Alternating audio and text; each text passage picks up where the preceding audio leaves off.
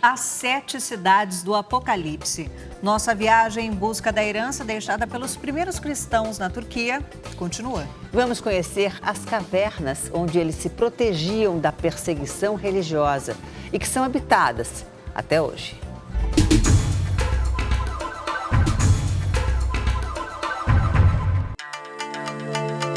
Na semana passada, visitamos 2 das 7 igrejas citadas no último livro da Bíblia, o Apocalipse. O início do texto é marcado por 7 cartas enviadas pelo apóstolo João a cada uma das igrejas. Todas elas ficam na atual Turquia, chamada de Ásia Menor no mundo antigo.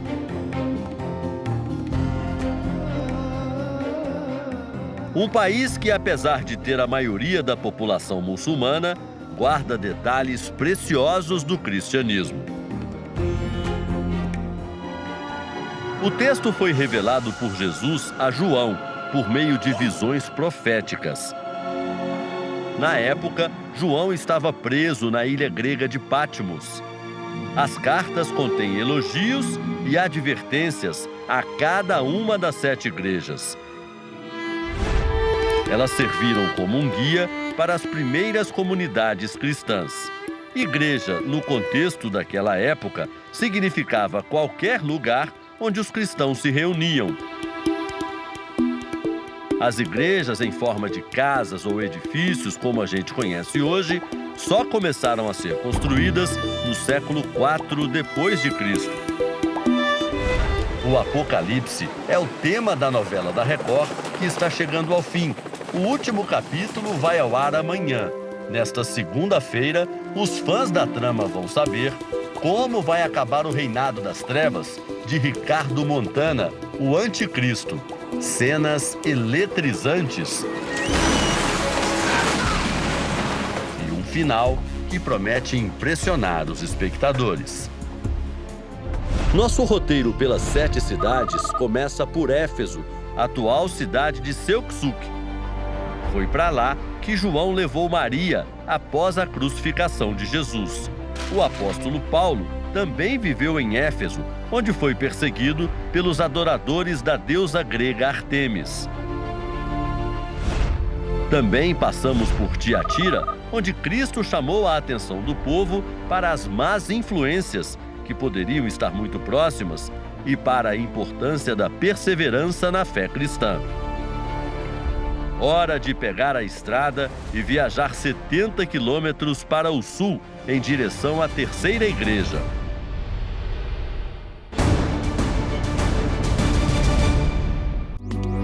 Salihli é a antiga Sardes. Aqui não havia perseguição aos cristãos. A cidade era uma das mais ricas da Ásia Menor. Suntuosidade comprovada pelas ruínas. Mas nem tudo era perfeito aos olhos de Cristo. Os prédios eram enormes, mas a fé pequena. Para Jesus, Sardes era uma igreja de cristãos só da boca para fora. Os convertidos escutavam as pregações, oravam, mas não mudavam. Por isso, Cristo disse que Sardes era uma igreja morta. No cristianismo, os atos não podem ser incompatíveis com as palavras do Evangelho. Cada um deles, em vez de se dedicar ao conhecimento do Evangelho, em vez de se dedicar a viver uma vida como Cristo gostaria que eles vivessem, eles preferiam viver uma vida como eles achavam que deveriam viver, de acordo com as suas escolhas. Essa era a igreja cristã da época, perto do templo de Ártemis, a deusa grega da caça. A igreja parece pequena e mostra como a idolatria era marcante. Sardes era um importante centro comercial da região. Esta era a rua principal com muitas lojas, uma ao lado da outra, a maioria de judeus, mas tinha também as dos cristãos. A convivência entre judeus e cristãos era harmoniosa. O problema é que o relacionamento social ficou mais importante do que a manifestação da fé cristã. Uma cidade com um bom potencial aquisitivo, um bom desenvolvimento financeiro, que acabava contribuindo para essas pessoas procurarem essa vida de aparência apenas, de uma exuberância até mesmo financeira, mas com a parte interior, com a parte espiritual sendo relegada a segundo plano.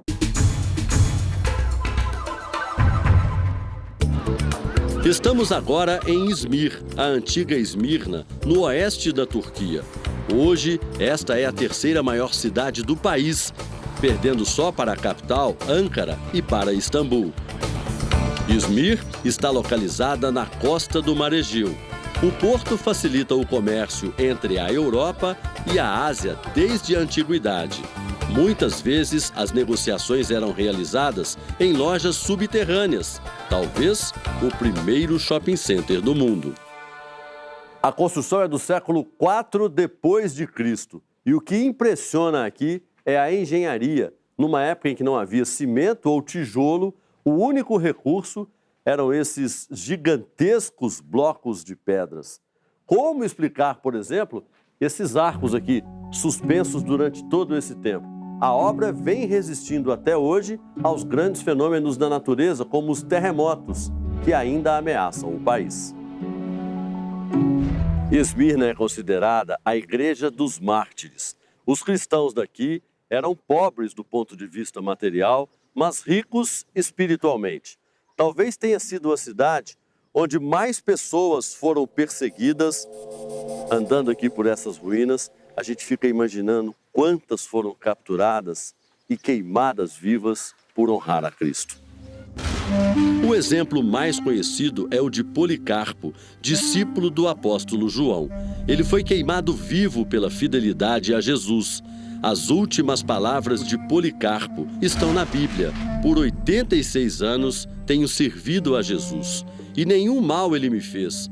Como então posso blasfemar do meu Rei e meu Senhor? Um local sagrado relembra Policarpo. Para os cristãos que não tiveram a coragem de Policarpo, a fuga era a única opção. Para escapar da morte, os cristãos fugiam a pé ou a cavalo. Viajavam dias, atravessavam rios e montanhas. Vários vieram aqui para a Capadócia para se esconder nas partes altas dos morros. Assim como faziam os moradores locais, os cristãos abriam buracos nas rochas para morar em cavernas. As rochas da região da Capadócia são de origem vulcânica, arenosas e fáceis de esculpir. Estudos arqueológicos mostram que as cavernas eram usadas como moradias há pelo menos 2000 anos antes de Cristo.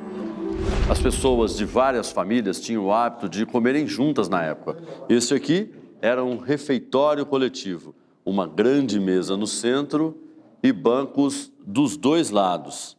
A comida era preparada em buracos assim, em panelas de barro aquecidas por carvão. Para conseguir água, eles subiam os morros com água dos rios e córregos que passam por perto, diz o diretor de um dos parques arqueológicos.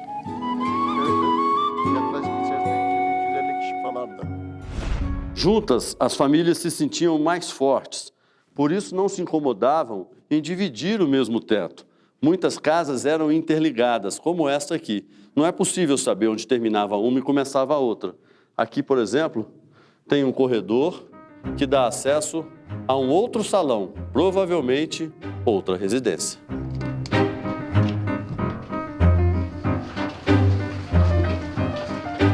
É tudo muito lindo, não podemos crer que isso existe.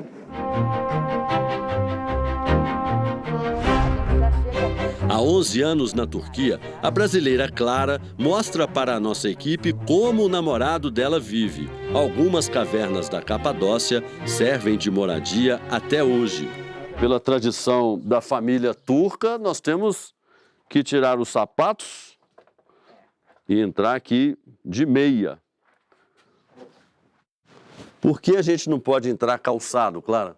É um hábito de higiene mesmo, para manter a limpeza da casa, não trazer a sujeira da rua para dentro de casa. A maioria das casas era igreja ou estábulo, servia de abrigo para cavalo. Por isso aqui dentro nada é muito sofisticado, as divisões são bem simples. Esta casa, por exemplo, tem apenas 2 cômodos, a sala onde também fica uma cozinha e o quarto do morador lá atrás. É proibido por lei alterar o interior das cavernas. Por isso, o desafio é encaixar os eletrodomésticos atuais em nichos já existentes. Se precisar de uma geladeira maior, você vai ter problema. É.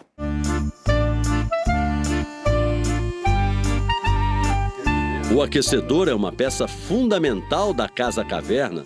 No inverno, lá fora pode chegar a 25 graus abaixo de zero. É um sistema de aquecimento usando carvão. A fumaça sai por meio desse sistema de tubulação. E funciona, né, Clara? É o que funciona aqui. E no inverno você não vive sem isso, porque é frio.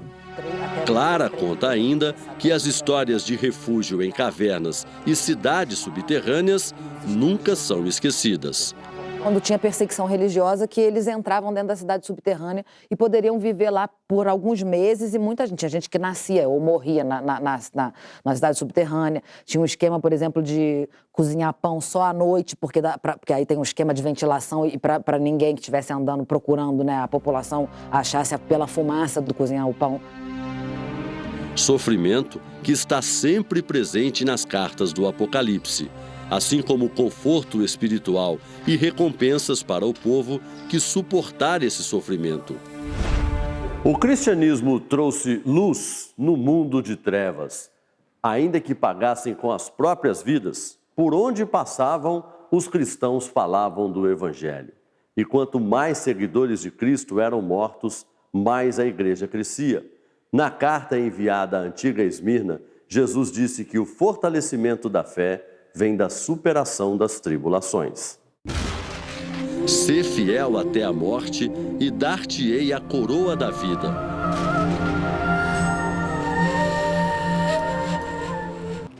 Estamos de volta com a nossa viagem às cidades citadas no livro bíblico Apocalipse.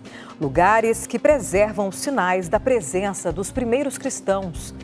Vamos conhecer os inventores de um papel primitivo e jogos de tabuleiro parecidos com os de hoje.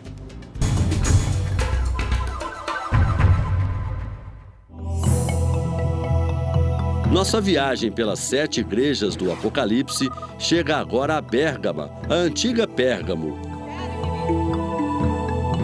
A nova cidade foi construída lá embaixo e a antiga ficava aqui no alto deste morro. Para os moradores que viviam aqui, Jesus também mandou uma mensagem. É uma carta que se dirige a uma igreja que, apesar de manter-se, de certa forma, um pouco fiel, ainda estava se deixando contaminar por falsas doutrinas, por falsas informações, por idolatria, e por isso, então, ela ainda precisava passar por uma certa espécie de limpeza. A cidade também abrigava muitos templos dos deuses gregos e romanos. O livro do Apocalipse menciona o trono do Satanás, que seria este aqui, o trono de Zeus. Da construção original não sobrou quase nada, apenas algumas pedras da fundação. As ruínas da antiga Pérgamo foram levadas para a Alemanha por pesquisadores no final do século XIX. Hoje elas podem ser vistas no Museu de Pérgamo, em Berlim. Uma das passagens mais marcantes da carta a Pérgamo do Apocalipse diz: ao que vencer, darei eu a comer do maná escondido e dar-lhe-ei uma pedra branca, e na pedra um nome escrito.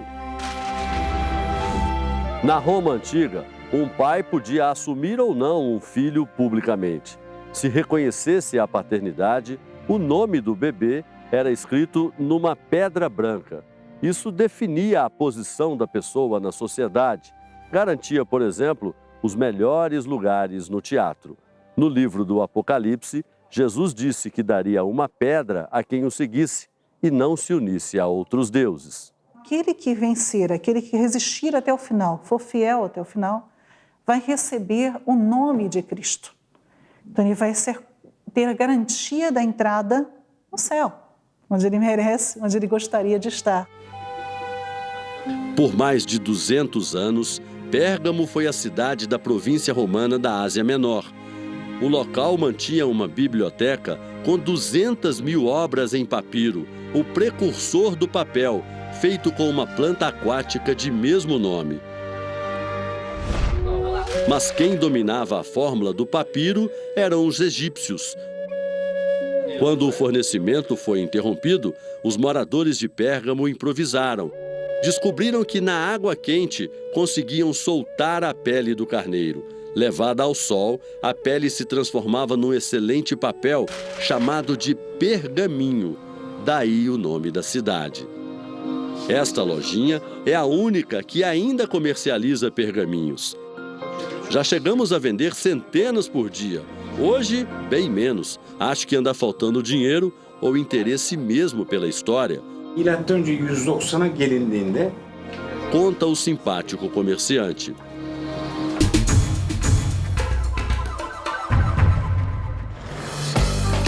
Colonos vindos de Pérgamo deram origem a Filadélfia, hoje a cidade de Alá-Serrir.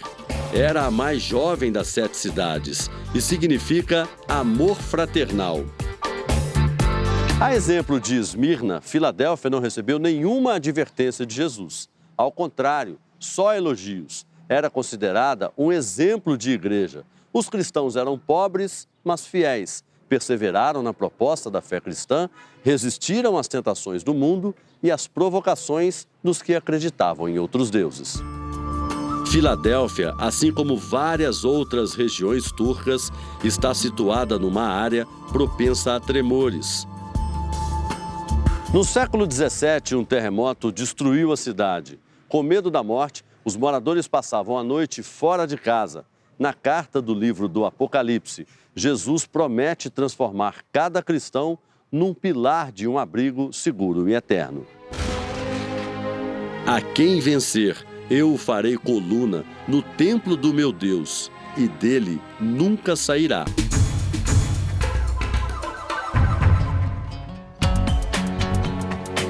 Laodiceia é hoje chamada de Denizli. Tem mais de 1 milhão de habitantes. Aqui na Rua Síria, uma pequena amostra da riqueza que foi a marca da cidade antiga. Os arqueólogos acreditam que vão precisar de mais de 500 anos de escavações para desenterrar todas as ruínas da cidade. Em frente a algumas casas, havia bancos e um tabuleiro de mármore com algumas marcações. A ruína sugere que os moradores tinham o hábito de jogar para passar o tempo. Talvez tenha nascido aqui alguns jogos que a gente conhece hoje, como dama e gabão. O povo de Laodiceia era rico.